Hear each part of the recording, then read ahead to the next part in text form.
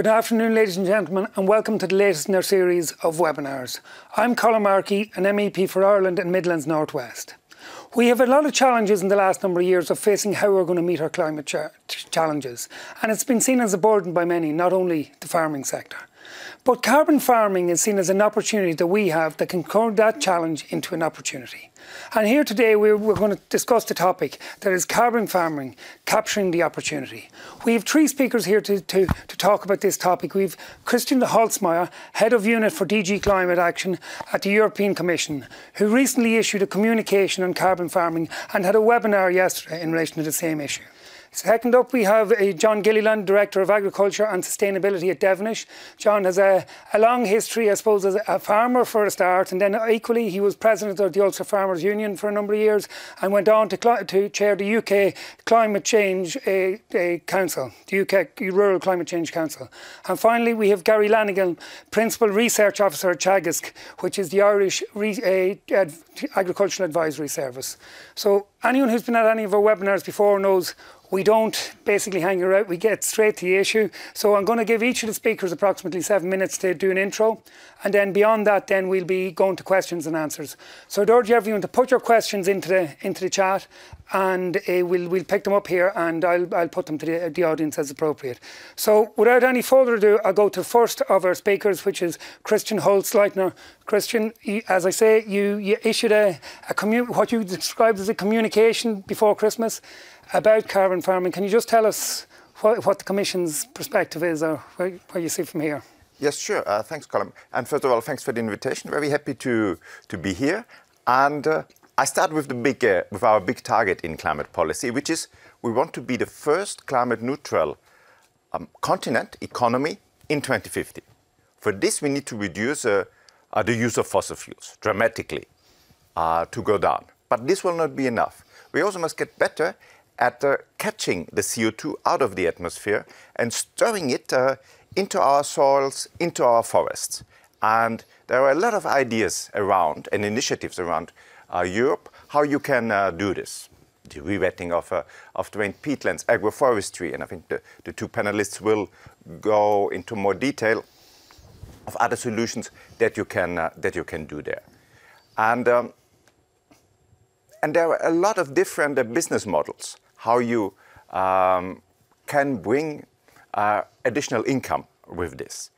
And so on the one hand, there is, of course, the interest by a lot of the big food processors that want to claim to their consumers that they have a climate neutral value chain. So there is willingness to pay that we can catch. Then, of course, there's the idea of selling so-called carbon credits outside the food market, so maybe for airlines, for other big emitters that will continue to have emissions and want to offset those emissions and show their consumers that they are climate neutral.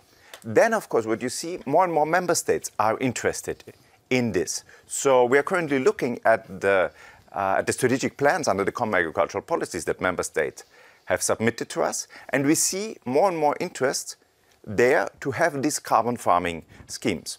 So, and the idea is very simple. For each ton of sequestered carbon, of additionally sequestered carbon, you can get a certain price, maybe 30, 40 euros if we go really into high quality carbon removals.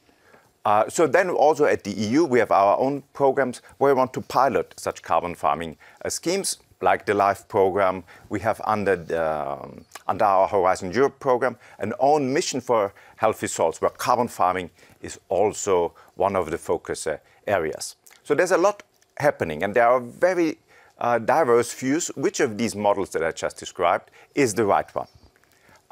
So I keep quite an open mind on that for the moment. But what is important for all of that to work is we need to have a good definition of what is carbon removals. So, how many tons of carbon are stored for how long in our soils, in our forests? And this we need to get right. So we need to get a good definition of this product, because currently there's too much confusion, both on the buyer side as well as on the side of the farmers. Both are uncertain.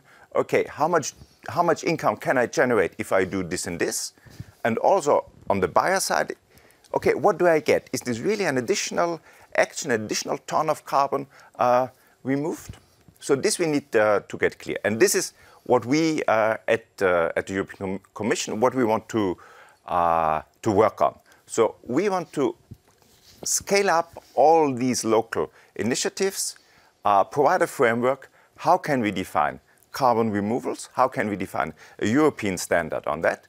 That gives additional transparency, but also gives enough space for all the diversity of solutions, and we still need to learn a lot to make that a successful market and business. So we've just had a big conference yesterday, Sustainable Carbon Cycles.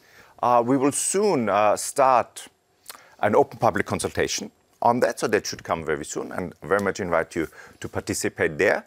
And then by the end of this year, we want to come with this framework for the certification of carbon removals, and hope that we can take there a first step, that there's more trust in the market into this new type of business. So I think it's a very exciting journey, but we are just starting it. Thank you very much, Christian. Succinct and to the point. And I think one of the things you mentioned there was about the need for good definition. And I think one key, I think for most farmers out there, they're wondering what are, if you like, the building blocks and how this is going to be constructed in terms of where they have to start from and how then they're going to get paid for it. And I suppose our next guest, John Gilliland, has done a lot of work in terms of what he would determine as setting a baseline, identifying where people are starting from, if you like. And I think there's a critical need to do that in order for us to be able to, if you like, measure change or measure improvements from that. So, John, over to you. Thank you very much, and thank you very much for the opportunity to participate in this discussion. And really what I want to share briefly is part of the journey that we have been on here, and around how do we capture the opportunity around carbon farming. And I want to refer to two European funded projects, Heartland and Arc Zero, which has helped us on this journey. Next slide, please. So Devenish is a livestock nutrition research company, and in 2013 we decided to invest and buy a farm. If you truly want to help farmers, you actually have to put yourself in their boots, literally. So we bought a farm in County Meath in Ireland called Douth, and really since 2013 we've created a journey around to see how quick can we get to net zero. But around that, understanding that sustainability isn't just about carbon. And the solutions we're bringing forward are to deliver multiple solutions. I've had personally the privilege of sitting on the Soil Mission Board Assembly, and we've driven the challenges and improvements around soil health and fertility. But really looking to start and build the baselines, because I'm an active farmer myself, and I want to know where am I starting this journey. So I actually want to know what carbon do I have on my farm, what's under the soil, what's above the soil in our trees and hedges. And in 2014, with the help of Teagasc, we actually commissioned an aerial LiDAR survey at 40 points per square metre, and we physically measured all our carbon in our trees and hedges. And we've just repeated it in 2021, and we can start to measure change, the additionality that we need to prove as we go on this journey. But when you do this and you use this technology, the same data set can be used for other things. So in Ireland, we have a big issue about improving water quality. If we can actually use the data to help us highlight where does excess nutrient or pesticides or E. coli leave our land and go into water courses. Well, the LiDAR data has given us this unique ability to understand where does surplus rainfall leave and what do we do about it. On top of that, we have to deliver biodiversity. We have an extra challenge. We have one of Ireland's lowland herds of wild red deer. But how do we manage that with the need for trees to sequester carbon, the need for pollinators? And on top of that then, we are a UNESCO World Heritage Site. So this issue of measuring and managing to deliver multiple public goods. We're delighted that we are part of the Teagasc Signpost Farm Network, and we're also part of the Wageningen University Research global network of lighthouse farms, really recognising the approach that we've taken. Next slide, please. And so what we've tried to do then is the knowledge that we've garnered on this journey is, can we take it to other farms? And we were very pleasantly surprised and delighted when we got funding from EIP Agri, and we created a project called ARC0. And that ARC0 is about accelerating other farms towards net zero based on the data. And the one thing, and I participated in the conference yesterday that DG Climate held, and one of the key things coming out, we need data. We need to break this down. So what we've done with the funding that we've received is we've actually gone and broken down these farms on land use and land management categories. And then we've gone and measured the soil per land management and per land use category. We've measured it 0 to 10 centimetres, 0 to 30 centimetres to work out what are our current carbon stocks and are they influenced historically by our previous practices, and what is the total carbon. And you can see in this farm, Ian McClelland is a dairy farm, 60 hectares, 80 cows, very typical Irish dairy farm. And what we've worked out in his farm, in the top 30 centimetres, he is currently storing 6,631 tonnes. We've also then used the LiDAR data to work out how much carbon is in his trees and hedges. He's got another 224 tonne. And so in his farm, he has got 685 tonnes of carbon. So now he knows where it is. He's asking the question, what land use and what land management leaves me with the most amount of carbon? And will I get rewarded for my change? The plan is to come back every 5 years and measure this again and measure change, so our journey has credibility, integrity on this journey, and really helping to bring transparency at the farm level to the amount of carbon we have. Next slide, please. And one of the key things we're doing is we're not just looking at the carbon stocks, but we're also putting his farm activity through life cycle assessment calculators. And you can see on this here, right at the top, what are our total emissions? Those are in kilos, so it's roughly 1,124 tonnes per year of greenhouse gases he emits. We then benchmark him, so he's slightly worse than the average. We can then see how much carbon he's sequestering in his soil, he's sequestering his woodlands, to get him a net position. So what he manages, actually, his net position in his case, is 27% below his gross emissions. And really we're asking him, what can he do next? Next slide, please. And just to finish this off before I pass over, to give one example, this is a piece of work that we've been funded under the Marie Curie project called Heartland. And we're looking at switching from monocultures of perennial ryegrass to multi-species, looking at different sward diversities. So we have a beef and lamb grazing trial. We're now into our 3rd year grazing. And in the 1st year, and we're just about to top this up with the 2nd year data, in 1 year alone, we reduced our nitrogen fertiliser by 65%. We improved the average daily weight gain of both the beef and lamb by 20%. But on top of that, we increased the biodiversity in the soil by 300% more earthworms, while giving better structure to that soil, so rainwater would penetrate the soil up to 14 times faster. When we put this data into our life cycle assessment calculator, we in 1 year got a 26% reduction in greenhouse gas emissions per kilo of meat. And that's before we even count any benefit to the increase in soil carbon. So really, I want to leave you on the note is we actually believe we can go on this journey. And certainly these kind of activities can deliver lower greenhouse gas emissions while delivering on biodiversity and profit at the same time. Thank you very much, John. And I think that really sets a context. If you look at the work that John has done on various farms, including Ian McClelland's farm, it sets the profile of what's there at the moment. Like essentially, you can't move on unless you get the idea of what the baseline and where the farmer stands.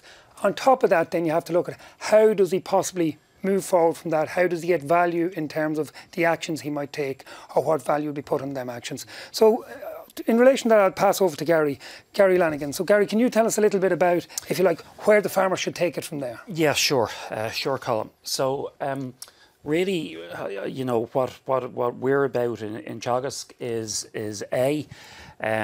developing solutions for farmers, and B, then being able to measure, verify and report you know, via scientific evidence, those behavioural and land management and land use changes. So next slide, please.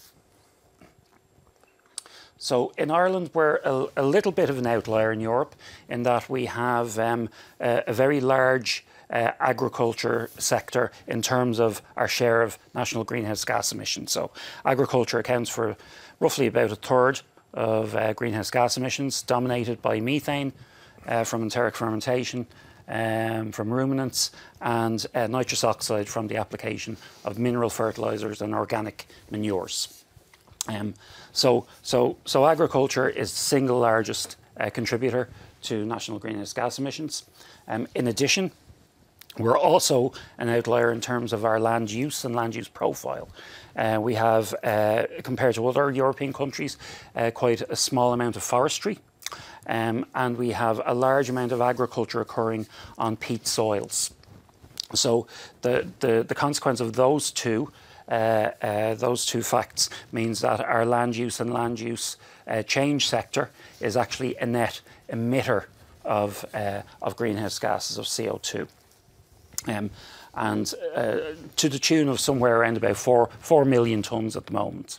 Okay, but we have a policy requirement moving forward. Both we have our European targets, of course, in terms of our effort sharing decision, but we also have a national climate action bill that foresees 51% reduction in greenhouse gas emissions across the full economy by 2030.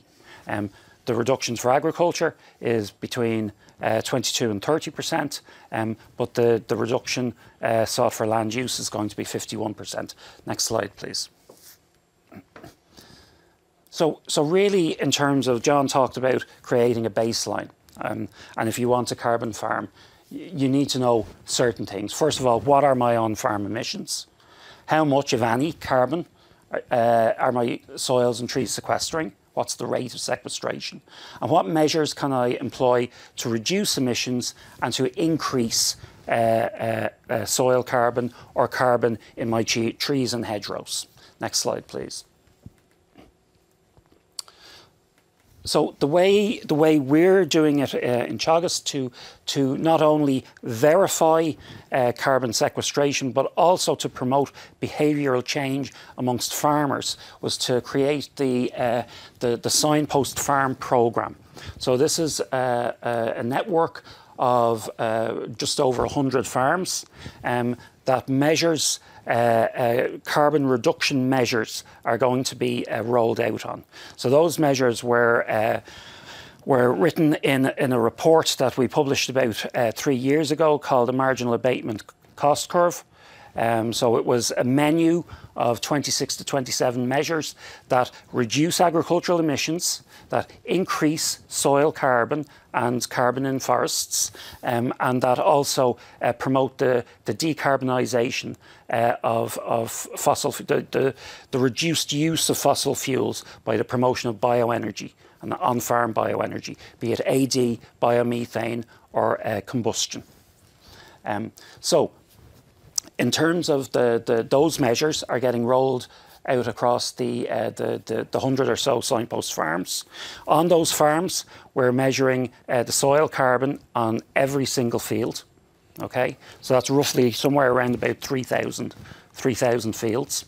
And then, similar to John, we will go back. So we not only measure the amount of carbon, but the type of carbon. So not all carbon is the same. Some of it enters and exits quite quickly, and some of it stays around for hundreds of years.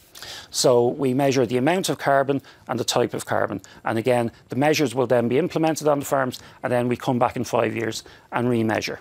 Now, at 32 of the sites, we also have what's called eddy covariance towers. Now, this is equipment that directly measures the amount of CO2 being taken up by your grass sward or your crop, and the amount of CO2 being released by the field. And this is at a field scale. Okay, so what our strategy then, next slide please.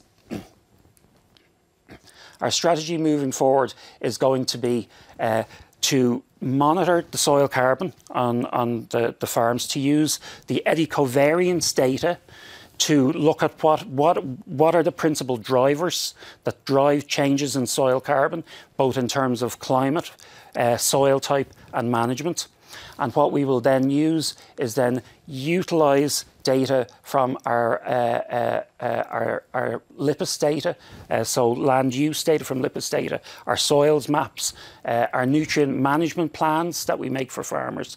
We'll input those all into models, mathematical models, and that will essentially predict what the soil carbon level should be over the next 10 to 20 years, depending on the management that you put in. And that is all validated then against our gold standard monitoring sites, where we're monitoring soil carbon or we're monitoring CO2 flux.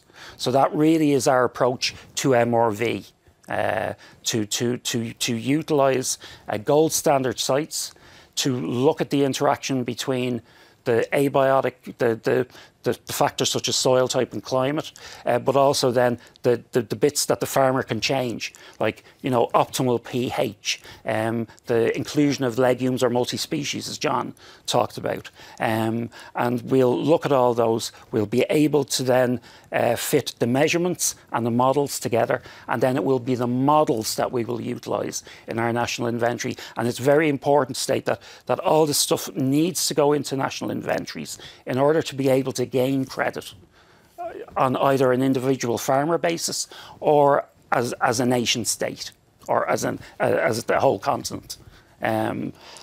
So that is really our strategy moving forward. Thank you. Okay, thanks for that. And I suppose to take it that step further, if you like. So you establish a baseline, and then you look at the actions that farmers will have to take in order to progress on that baseline. And you talked about some of those actions. Now, I suppose to come back to you, John, for a minute, you actually implemented some of these actions on your farm in Doubt. Give examples to people of what exactly are the type of measures farmers are going to expect to have to partake in, or explain a little more. Well, you've got two or three things. On the animal is actually efficiency of the animal. If it's beef and lamb aged to slaughter, the younger the age, the lower the footprint. Animal health, a healthy animal has a lower footprint than an unhealthy animal. Likewise, parasitic worms increase greenhouse gas emissions.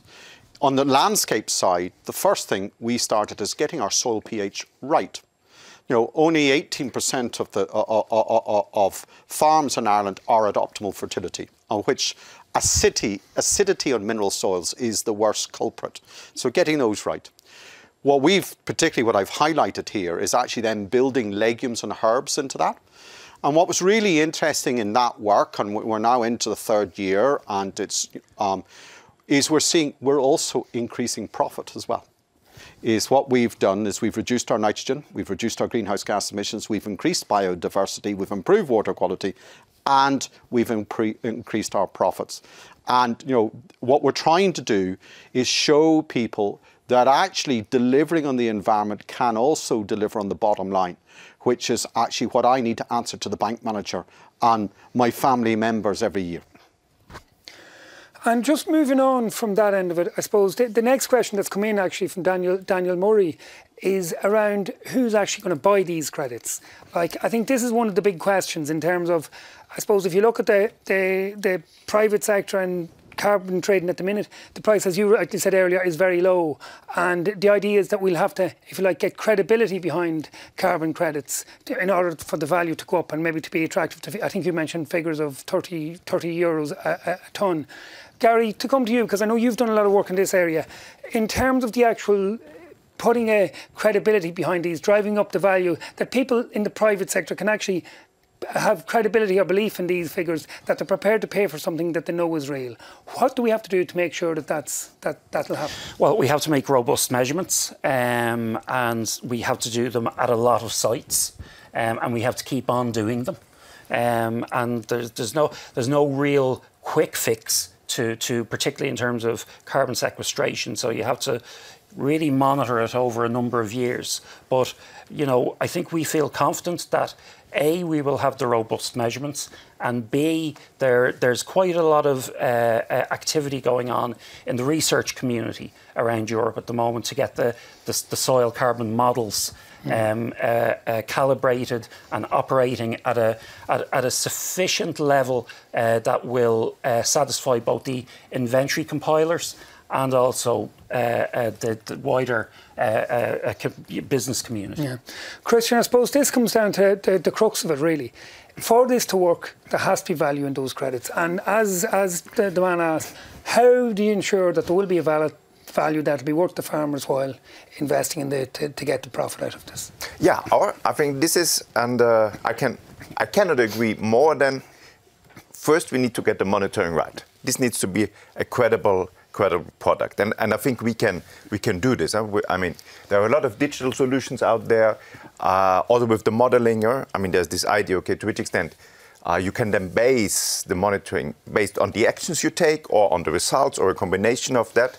And in particular for soil, we still must understand more. Like with a tree, it's a bit easier to see how much carbon is in there. So, and this is also why I personally find agroforestry such an attractive option to start with.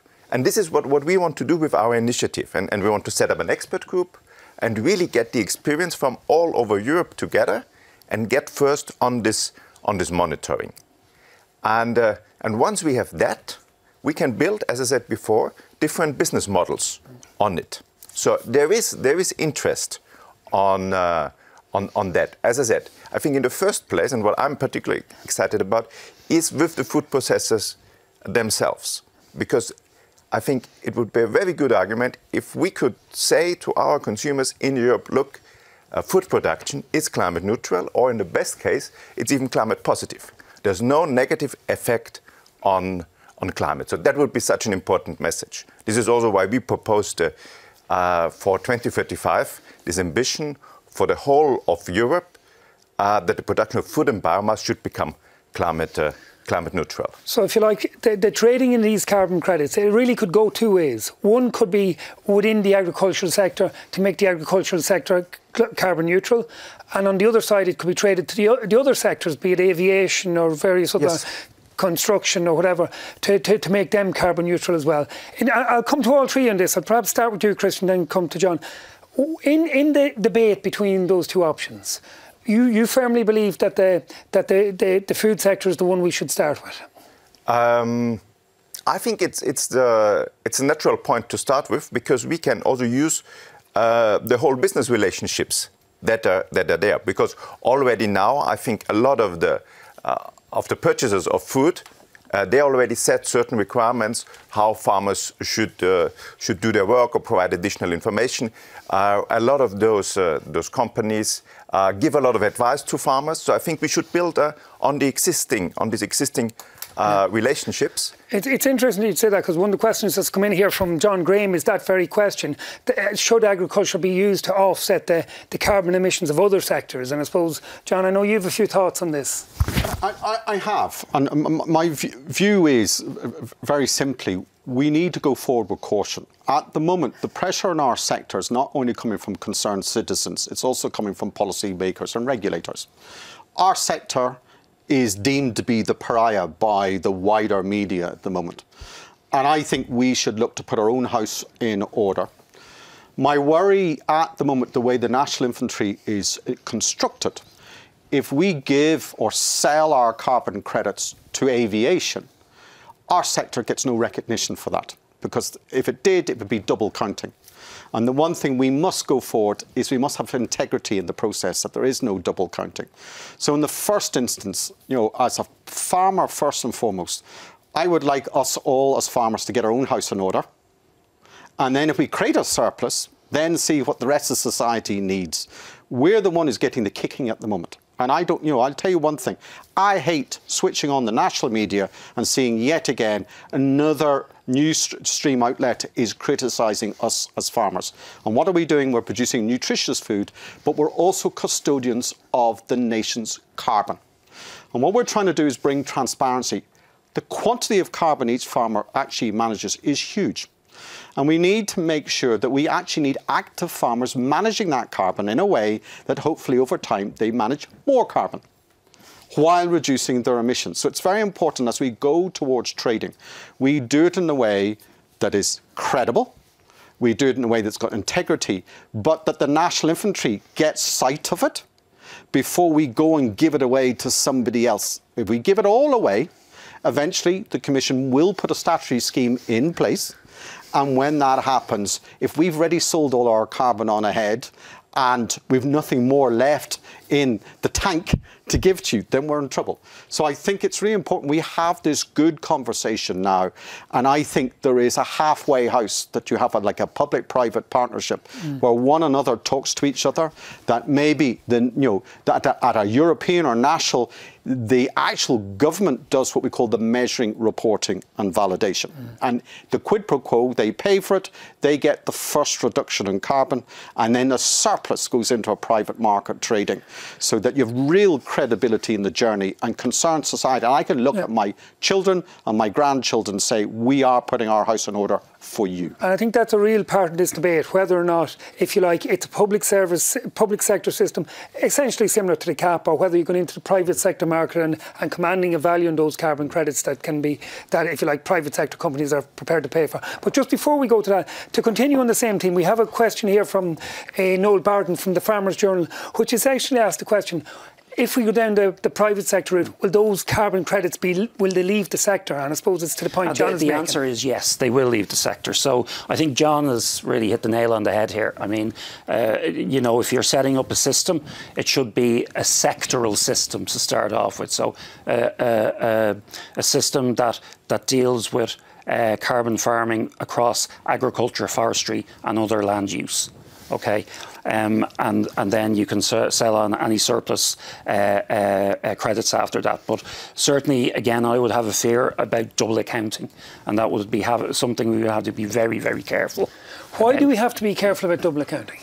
Because, so for example, if I grow a hectare of trees and I'm sequestering 7 tonnes of CO2 per hectare per year off that, and I sell those credits to, say, an aviation company.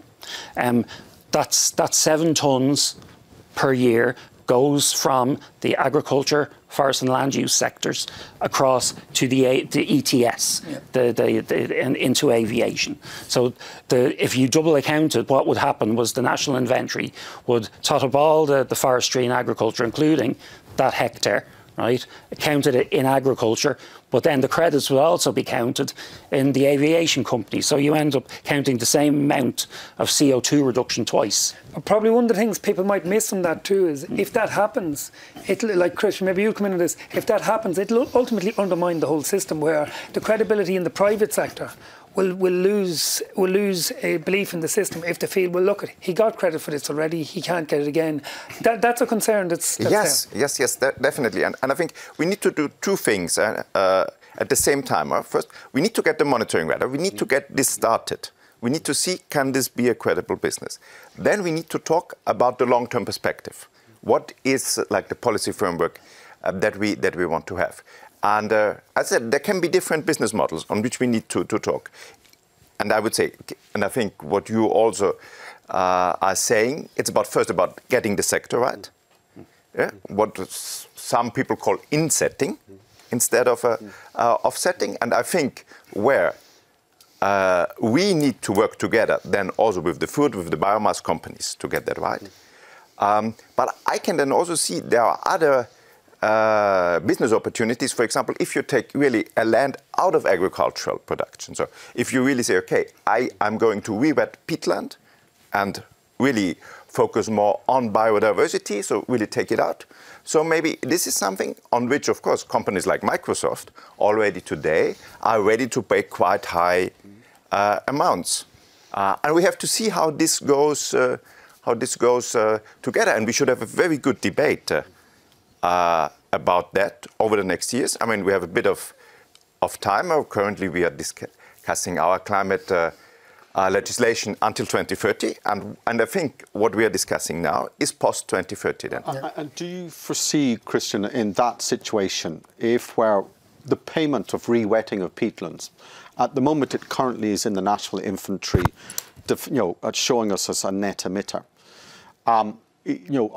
My concern is if we sell it over to, say, Microsoft or whoever it is that still sits on the other side of the balance sheet in the National Inventory against the agriculture, and the land use and the land use change.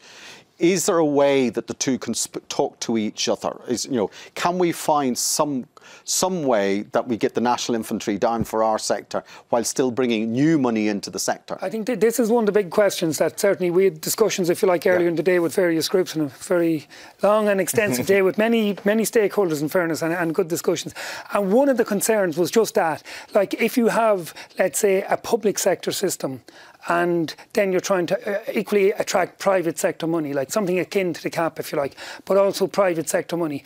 Can they work beside, or will they be in conflict with each other, or how would that be proposed to work? So I think that's, as I said, I can see many solutions there, but it needs to be transparent. But for example, if you look at how food is currently financed, it's kind of a public-private partnership. You have the eco schemes and so on, and then you also get the revenues.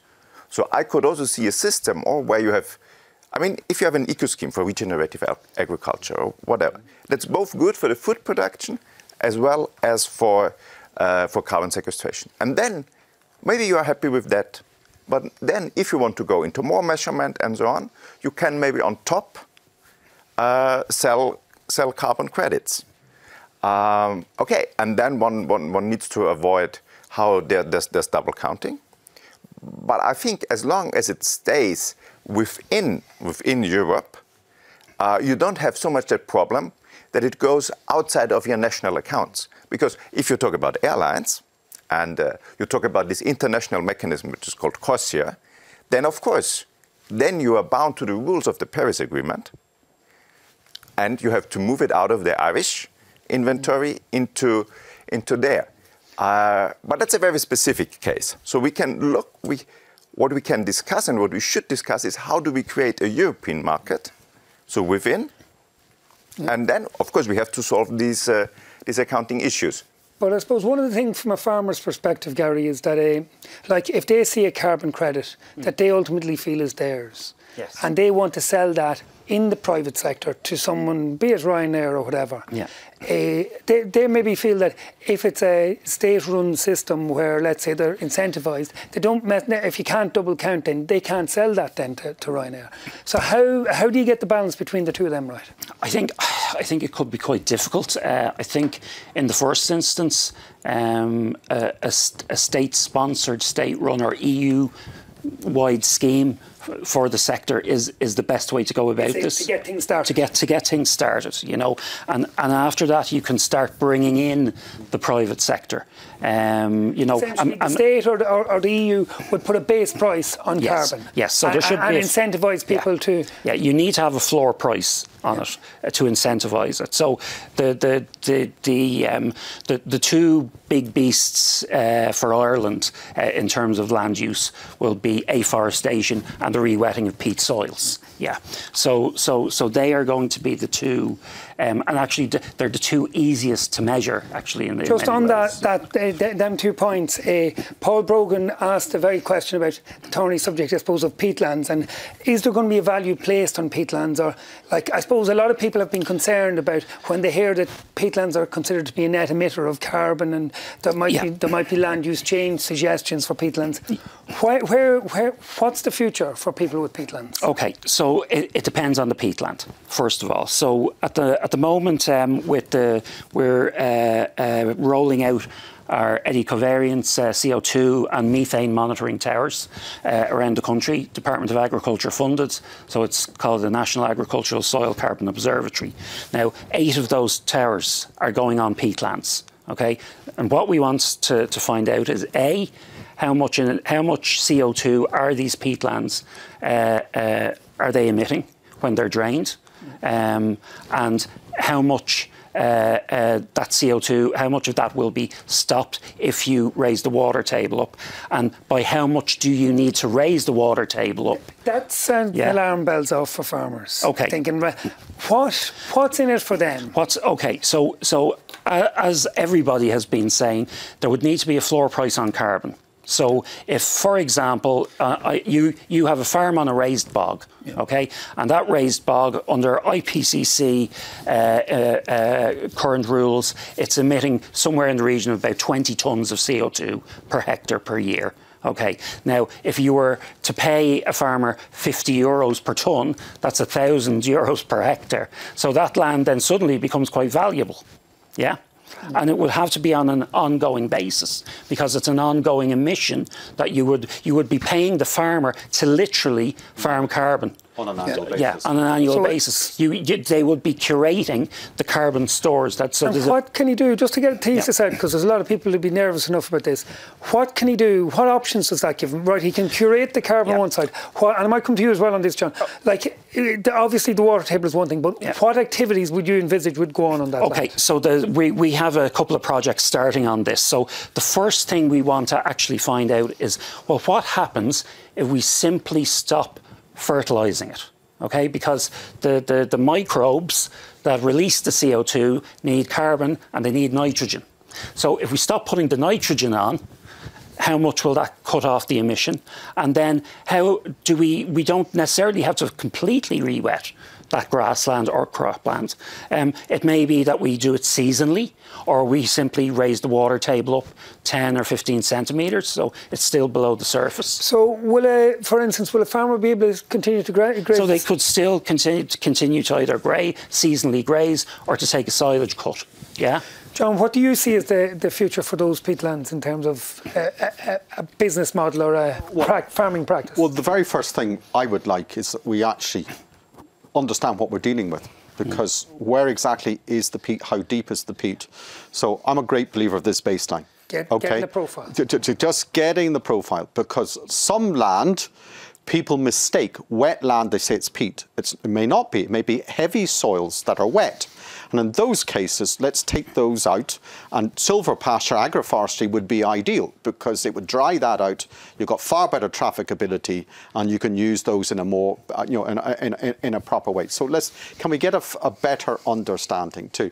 And I go back to Gary's point of view. When we actually have a baseline carbon price, then those peatlands have, a benefit. And key to that is we need active farmers managing them. And at the end of the day, what we're most interested in, one, is not only producing nutritious food, but actually having an active living working population there who get their income from the land. Okay, and that's at its core. So getting the baseline carbon. One of the key things, and I've participated in many consultations with DG Klima, is actually around the carbon price thing. Yeah. Because at the moment we have two carbon prices. The statutory market is around €50 a tonne. The voluntary market is around €15 a tonne. And why, this is very important, because I think people have to understand this. Why is there a difference? So in the statutory market, there is statutory regulation and MRV. There's measuring, reporting and validation. So everybody concerned, citizens, regulators and the purchasers of carbon feel it's credible. It has integrity. So there's a credibility issue with the private sector. So right at this particular time, the key in our journey going forward, at €15 a tonne, a farmer will not change their behaviour. At €50 a tonne, they will. So our focus needs to be, how do we measure, how do we report, how do we validate to a standard that means that this carbon that is being sequestered out on our farmlands in Ireland is credible and warrants €50 a tonne. If I put my house in order, I do what I need to do and I measure it, why is my carbon any different to a coal-fired power station? It's no different whatsoever. So why should I be a second-class citizen? And in terms of just questions that are coming in, and I suppose they're practical questions too. Charles Tottingham and Patsy Daly both have asked questions about, if they're a farmer, where can they get their carbon or their baseline measured? Is that service there, or where will that service be provided? I'll come to Christian, because some people would think that the state should do that, or even the EU should do that, that maybe we should take it out of the hands of what essentially is private sector operators at the minute. Do you think the role in terms of measuring, or in terms of, let's say, validating the measurement, is that a European role? No. We need to set the framework, but what we also see in the emission trading, a system, the actual verification, the measuring, is done by private companies, by third-party independent ones. And I think in particular, as we talk now, there are so many initiatives around Europe, in particular on peatlands. And they all have different approaches. And I see also so many young people interested in that come with an app, with digital solutions, so that it's easy for the farmer. Yeah. And that it's also easily monitored. But in the current, and I wouldn't, obviously the EU is not going to go around and measure, but as you say, they're going to have to set the framework for that. And for the individual farmer who's trying to grapple with this at this stage and trying to understand how this is going to work for him, who or where does he begin? And maybe, John, you'd have a bit of experience. Like, you've done some work in this space. Well, I mean, we feel there's a gap in the marketplace. And, you know, we as a company, we've been at it now since 2013. You know, we're working with key internationally credible research collaborators. And we're doing this not only because we believe as a company that services farmers, it will be part of our portfolio, is to help them on their journey. Our key, where we're coming from, is to give transparency to our customers. In our case, farmers are our customers. To give transparency, to inform them with better knowledge about their own farm, so the quality of their management decisions is improved. Also to highlight that this is a journey that they shouldn't be scared of. This is a journey that there are actually solutions, and actually the environment does not need to be a cost centre. The environment can be a profit centre as well. And you develop, you know, this multifaceted approach. And it's really important that we bring solutions forward. They don't just deliver for climate change, that they deliver for biodiversity, they deliver in reducing ammonia emissions. And so for us, looking at, you know, things like multi-species swards, fantastic in regards, we've completely improved biodiversity, we've, you know, we've dramatically reduced nitrogen fertilizer, we've improved average daily live weight gain, you know, so there's a win-win-win around that. So really looking for those system-based solutions that deliver those multiple benefits. Like, I think there's something here, and it's coming back to the same question, and it's come from two more people, if you like, both Damien McDonald and Niall Curley, in different ways. Niall Curley's asking, if you go down the route of, let's say, a state-set system to start with, where is that going to be funded from? And I suppose alongside that, on the private sector version of the same thing, Damien McDonald is asking, is anybody paying, what companies out there are actually paying meaningfully? And I think you've referred to that. You've all referred to the fact that the private sector figure is smaller. So to start this off, to deal with Niall Curley's question first, if we start with a state set system, is that essentially part of CAP? Is that something different from CAP, or what? And maybe I'll go to, and I'll come to you, Chris. Yeah, I would have thought it's different from CAP. So really, what you would have to do is set up similar to the way we in our current carbon tax that we have. That gets ring fenced and then redistributed for grants for improving your home energy rating or whatever. In a similar way, it would probably work that the money should be ring fenced and then by the state and recirculated around. So really, and actually, I would actually even widen out the definition of what you call carbon farming. So as well as looking to improve carbon sequestration, you should also be monetising the reduction of the use of nitrogen fertilisers, for example. So the offsetting of nitrous oxide emissions or the offsetting of methane emissions from ruminants. So in the same way, it's all about either emissions reduction or improving emissions removals. So no matter what it is, whether it's emissions reductions or emissions removals, it needs to be verified. And I think between a combination of modelling and Earth observation, we'll be able to get there. But then as well it needs to be incentivised. So the behavioural change, be it... And that goes to the core of what the price is going to be for carbon. And, you know, I go back to this issue. At the moment, the private sector price is heavily discounted compared to the statutory price.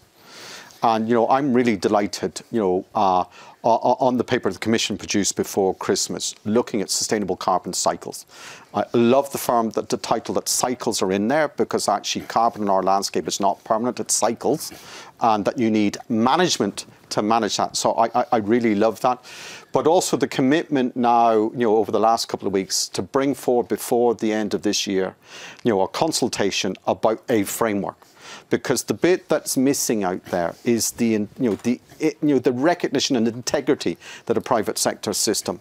And so bringing one set of rules that we're all complying with, that there is international credibility around, will hopefully go some way to bring the voluntary carbon market up closer to the statutory market. And until that happens, you will never get the scale of behavioural change. The sense here is, if we can create a statutory market that sets all the parameters and all the, if you like, the measure, the bottom line in terms of the cost and the standards in terms of the measurement, then the private sector can come on board on foot of that. So you're all going on one common purpose. Yeah. Because what happens with... using the system established by the public sector. So at least you have integrity. If you go back, I mean, I used to be an energy regulator when we took power stations into the European Emissions Trading Scheme.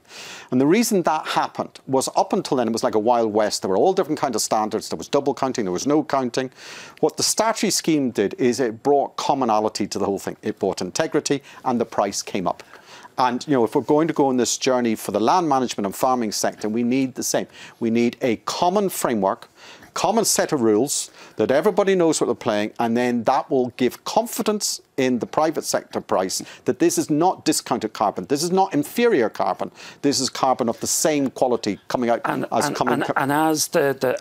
the amount of carbon allowances go down and the cap and trade starts to bite, the value will go up. Then the value should go up. Now, Christian, in the sense of this is that it will really take, if you like, governments at national level or the EU at a European level to kickstart this whole system. What's the appetite within, let's say, the likes of the Commission in terms of that this should really start from a state-sponsored or a EU-sponsored system to start with? So I think this is a dynamic and step-by-step approach, in the same way as we created the emission trading system for energy and industry. First, there needs to be the trust. And this is what we are doing now. And as I said before, at the same time, we need to start a discussion. Okay, how will the market look like in the future? And I think for the start, the Common Agricultural Policy can play such a big role. Eco schemes, because by this you also give like also a certain level of trust. Okay, for 7 years I'll do that type of agriculture. Then it can be a big source on the data, on the advice, under the rural development. Member states would have so many possibilities to give better advice to farmers or to support startups to get into this on all the measurements. And of course, carbon farming often, if you take a peatlander, it's a journey over decades. So the Common Agricultural Policy can help to finance the first investments.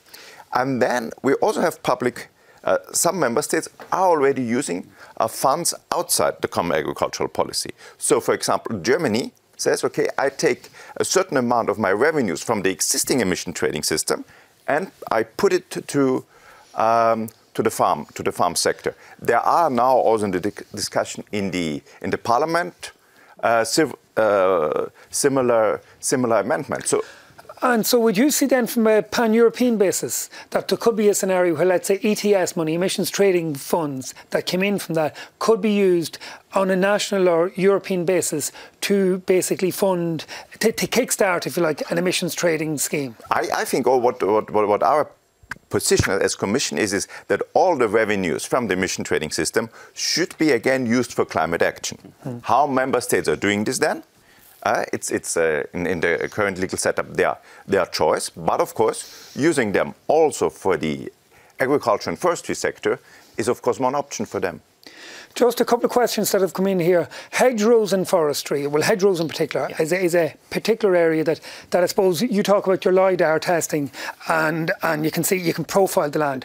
What is, Gary first and then I'll come to the experience, what is the experience, or what is the importance of hedgerows? Hedgerows, well, they sequester, we reckon, somewhere between 1 and 4 tonnes of CO2 per kilometre of hedgerow. So you've got the sequestration in the actual wood of the hedge itself, but also in the soil below it. Okay, so we're currently actually conducting an EPA project called Farm Carbon that's looking to match up the aerial and the LiDAR data with actual measurements. Because that's interesting. Measurements of carbon. Look, we'll have to keep pushing along, because I just, on that point, because the LiDAR and the profiling, that's something, John, you've done a little bit of work on. Yeah, well, I mean, we're particularly interested because if farmers are going to positively change their behaviour, we want a measuring technology that picks it up. Okay? In Ireland, over the last 40 years, we've taken a lot of hedges out and we've replaced them with fences. Okay? Not all of them move every year. So actually putting hedges back in is a very visible way. And remember, hedges don't just sequester carbon. They're fantastic habitats for birds. They keep different groupings of animals apart, so they reduce the spread of livestock disease. They deliver many things. The ability is, how do we actually measure them? And not only putting new hedges, but if you make them 1 metre wider and 1 metre taller, that makes a huge difference, not just to carbon storage, but also to biodiversity. And I go back to, for us, our passion of this, it's a very visible way that farmer actually can put, and not only, you know, things like woody riparian strips, where those bits of, where your water leaves your farm and runs into the local river, can you plant those up with a little woody riparian that reduces the overflow into the rivers, cleans up the water, so you get these multiple wins. Or catches ammonia. So you get these multiple wins. And that is the beauty about trying to reward people to introduce trees into the food-producing landscape. Not to displace food, but to be synergistic to food. So agroforestry, silvopasture, hedges, all those things can be done not at the expense of food production, but in parallel to food production. So you deliver both good, healthy food from an environment that is, you know, more natural, and it's a real nature-based solution. Just to come back to one of the points that's made earlier about, and I think Christian touched on it, in terms of if there's carbon credits, let's say, and the need, let's say, for a more simplified system that can work within the farm sector, let's say, where a farmer could do an arrangement, let's say, with his milk processor, where they'd benefit from the carbon credits. Now, I see Eddie Punch here has asked a question, is that not going to be in the benefit of the food processor as opposed to the farmer? And I suppose there is a nervousness among farmers that, let's say, the food processor will hold all the cards in that situation. How do you ensure that the farmer still is in control of that situation? Of course, I think that's a general discussion in the farming sector. It's about the market power of the food processors. But I think we need to get them on board. I mean, we have to use that step also in the value chain. And I think it will then also depend on us policy regulators to come up with a framework that's credible enough for that. But I think it would be a missed opportunity if we leave out, I mean, that's the most natural value chain. And this is what I hear from farmers. My first thing that I want to do is I want to produce food. But I mean, I share the, you know, I'm a farmer first and foremost. If I change my behaviour and I lock up more carbon, with respect, I want to have first dibs on where that goes. And it's important, yes, I have a relationship with the people who buy my food, okay? But actually, I'm going to put my own house in order because I know there's something else coming down the road.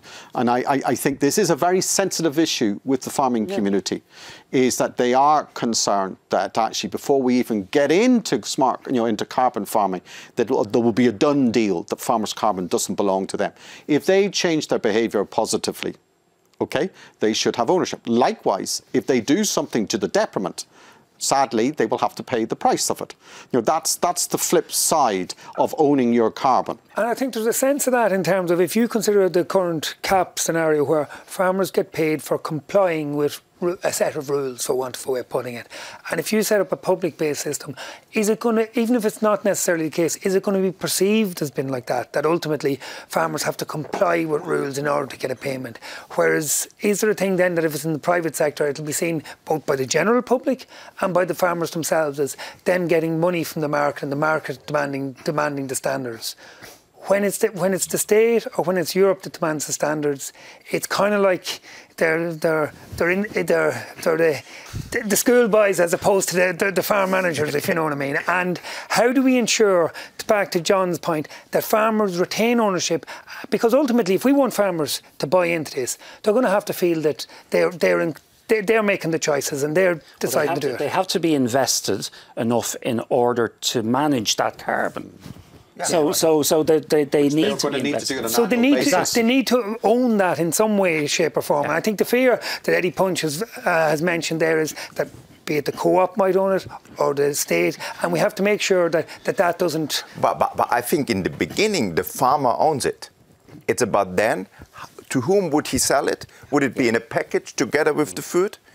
Would it be, more as a public good, so would it be paid publicly? Would it be to a third party outside the food sector? And for me, all of that in the long term can work. It also depends. And I think we should test out all these different business models. But of course there is this, but I think this is now not only limited to the carbon market, but also to the food market. Is overall what is the relationship between the farmer and the ones who buy the products. And in terms of, let's say, a question there, and we're back to the same point, if you like, the research, because it's come in from a couple of farmers there. TJ Megan is one I see straight in front of me here, has asked a question about, like, we're being asked, if you like, to embark down a road of change. And is there sufficient research done? And is it, and I suppose, Gary, it's one that you've put a lot of work in. Like, can farmers have confidence that this won't change or the goalposts won't move? OK, so the one thing that we are pretty sure will change is probably the baseline numbers. So, for example, currently in our national inventory, grassland on mineral soil is assumed to sequester about 0.5 tonne of CO2 per hectare per year. Right. Now, that value from the measurements that we've made on a number of different farms, that value is probably too low. Yeah. OK, it's probably underestimated by about 100%. So it's probably near a tonne, maybe 1.5 tonnes of CO2 per hectare per year. So that sequestration value will go up, but the baselines go up. It changes the baseline as well. And similarly, the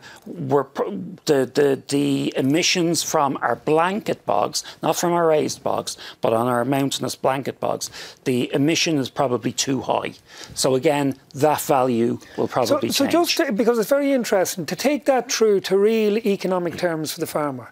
In both cases, we'll use two examples. Take the grassland one for a start. So a farmer who's emitting 1 kilo or tonne of carbon, or sequestering, should I say, 1 tonne of carbon per year, would essentially be paid for a tonne of carbon at approximately, we call it €50 a tonne. That's the type of figures that's there. Exactly. And then if you turn that round to the peatland scenario where we'll call it blanket bog, where you're suggesting there's less, we'll say 13 tonne. So you're looking at 13/15s, which is €650 per hectare per year. So every single year.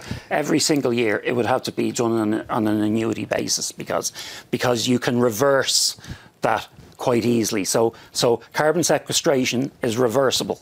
Yeah. So you can sequester carbon, and there is a limit to how much you can sequester. The actual soil will only take so much. If you literally think of it like a sink, right? Yeah. A sandy soil is like a wash-hand basin. A clay soil is like a bath, and a peat soil is like a swimming pool. Yeah. And but ultimately those sinks will fill up. Yeah. So you do have to incentivise the farmer to maintain whatever practice he has done to build up those carbon stocks. But like the centre of this, and I think it takes it back to the very start, if you establish a baseline and then you recognise that the baseline scenario is that there was 13 tonne being emitted from the carbon soils, and then you take practices that will change that, then year on year you get paid for continuing those practices. Correct. Now, just an interesting, because John, a lot of what you've done, if you like, that's the peatland scenario, and a lot of what you've done is very much on a grassland basis.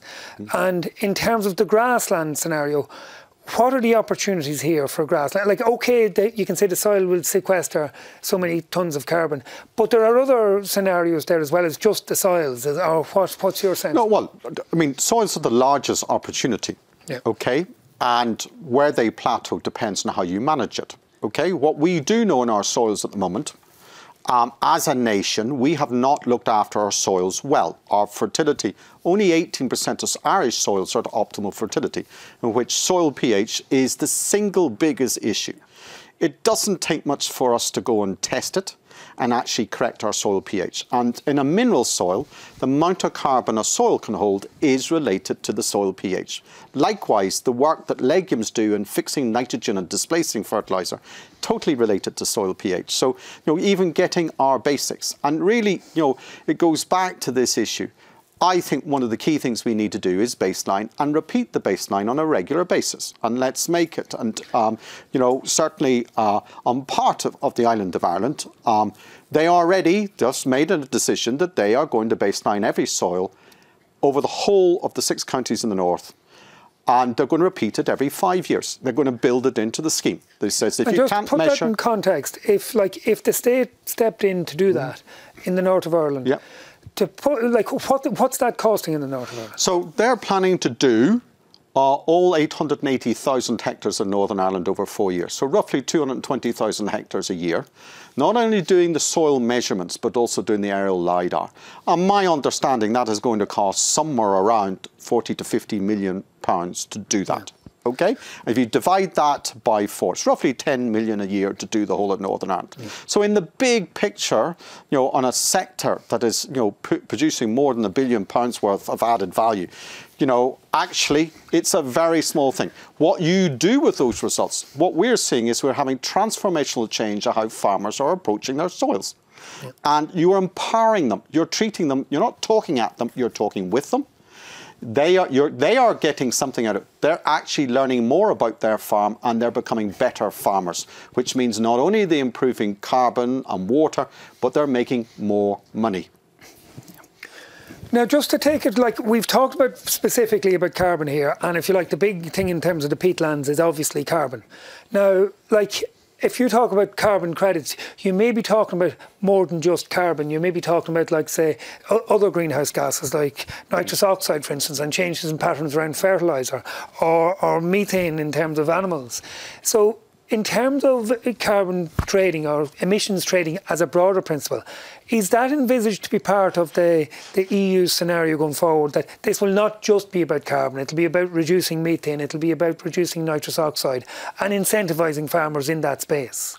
I mean, we definitely also need the financial incentives for the methane and the fertilizer. Whether the idea of carbon credits is the right thing to do there, that's a question mark. Because one of the reasons why also at the voluntary carbon market there is such a low price of 15 euros is this confusion between emission reductions and carbon removals. Because with emission reductions, often you have a very high baseline. Maybe you take some historic emissions from 1990. And then people feel, don't I buy hot air there? Because these are emission reductions that would have happened anyway. So that's a risk if you use these carbon credits for also trading emission reductions. If the farmer reduces his footprint and reduces the level of methane that he produces on his farm in whatever way, whether it be through additives, whether it be through different fertiliser usage, and they will cost him to do that. Yeah. Surely he should get rewarded for it. Yes, but I don't think, and then I come back again, there you could also think about different business models. Again, what is the role of the dairy companies? Do you think, John, we should include the like of the other greenhouse gases as a broader emissions trading scheme? So yes, I do. Because, I mean, I look at my total business. I can't cherry pick carbon over nitrous oxide or methane. I look at all my greenhouse gas emissions. So what I'm doing on one hand, I'm putting all my activities through a life cycle assessment calculator, and I'm getting a total emissions of CO2, of nitrous oxide and methane. But I'm also looking at all my carbon stocks and their change. So what I'm working out is my gross emissions, my gross sequestration, giving me a business net position. So that allows me to use all the tools in the toolbox. What I then want to see is how my net position changes over time. And I believe that allows us as farmers to use all the tools in the toolbox, everything in mitigation, everything in sequestration, because our journey to net zero is not either or, it's both. Yeah. And we need to get into this position. What is a farm business's net position?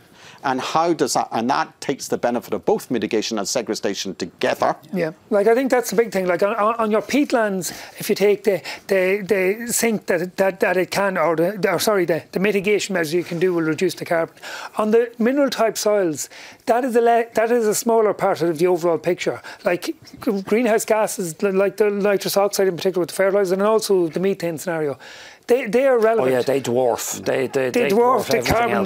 Do you think they should be included? I do. I do, because I think if you incentivise, I understand Christian's viewpoint completely. My fear would be is if you incentivise one bit of the greenhouse gas cycle, you get a perverse outcome. You could get a perverse outcome. So just take us through that. That's a critical point. So I could put in a management that builds up soil carbon, but it might say putting organic twice as much methane. Putting organic amendments onto soil, for example, and build up soil carbon. But I might release a whole lot of ammonia, for example, or which will then come back down as indirect nitrous oxide. So you've got to be you have to, I think, deal with the greenhouse gases holistically. And John's example of pH is a perfect example, because not only will getting the optimal pH and the optimal soil fertility help your soil carbon, but it will also reduce your nitrogen usage, which will reduce nitrous oxide emissions. Yeah, so really, so it has to be in the round. We need to do it in the round. Yeah. And just to take that one step forward, because I just lost which one it was now, but the question of biodiversity was also included. Yeah. That is over. I'd say, Christian, that's a concern. Do you think that should be included? Or? I think it needs to be. It needs to be accounted for. So, for example, if you were just looking at it on a carbon prism, you might say, let's plant 100 hectares of Sitka spruce, because it grows fast, it sequesters loads of carbon. But what does it do for biodiversity? But is there a question there? But is there a question there? Because if we take it back to where we said that they ultimately, we'll call it the state-run scheme at the start to kickstart everything, or EU-run scheme to kickstart everything. One thing that certainly was always said to me was, whatever about that scenario, but the private sector may be prepared to pay an enhanced value for a carbon credit, if you like, that gives additional benefits. But I will argue that an awful lot of activities, particularly when it comes to soil, what people forget is biodiversity starts under the ground and not over the ground. We in 1 year got a 300% increase in earthworm population. Okay, it's one part of biodiversity, but it's a key indicator of success.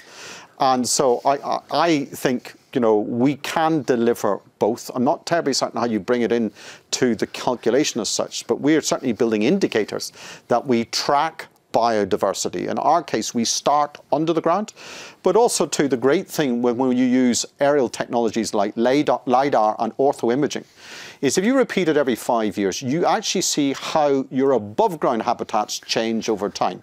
So you actually, although that isn't telling you how many extra birds you've got, but if you've got more habitat of better quality, sure as anything, you are going to have more birds. And that's actually a key point, the bit about changing under the ground first, because when carbon sequestration, as you enhance carbon sequestration, one of the first indicators that that's happening is increased microbial activity.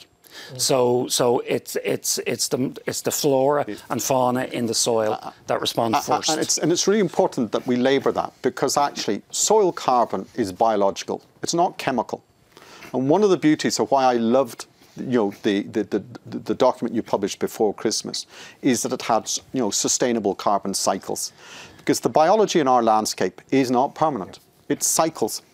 And what we're talking about is having active people managing that on an annual basis, because they are the custodians of the nation's carbon, and we want them to store more.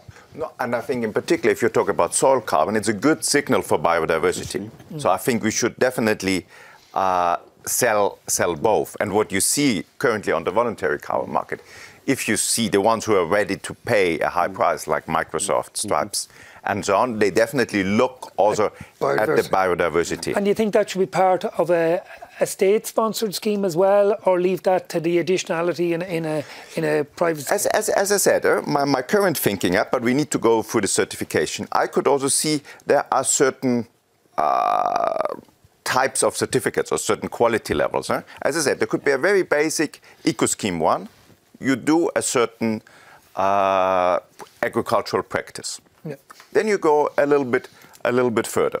You go into more measurement. You take the responsibility on the permanence, maybe for 5, maybe for 10 years, that you keep that carbon. You go into the biodiversity. You also offer that. So there could be kind of, I don't know, silver, gold, platinum types of credits. As I say, we need to find a solution between creating transparency but still keeping this diversity. Yep. But we need more transparency. And flexibility, because there is no silver bullet. No. What works on my farm won't work on your farm. Yes. So there's a big toolbox. What we need to do is make sure people have access, but the tools I take out may be different to the tools you take out. We're conscious on time and we're running a little bit tight, so I just have 2 very quick questions and maybe one-liners or 1-2-liners, and then I just want to get a wrap-up perspective from each of you. Sean Kelly has asked a question in relation to, if you sell, let's say, to like the aviation sector, can you then almost buy that back a number of years later, or how permanent? If you sell your carbon credit this year, that's really only this year's carbon credit. Yeah, it's just an annual credit. Yeah. So in 2 years' time, you can choose to sell that year's credit to someone else. And just a separate point then in relation to Ciara Hayes has asked about government grants. And let's say, I suppose, farmers would in the past be used to looking at a grant-aided scheme for particularly environmental improvement.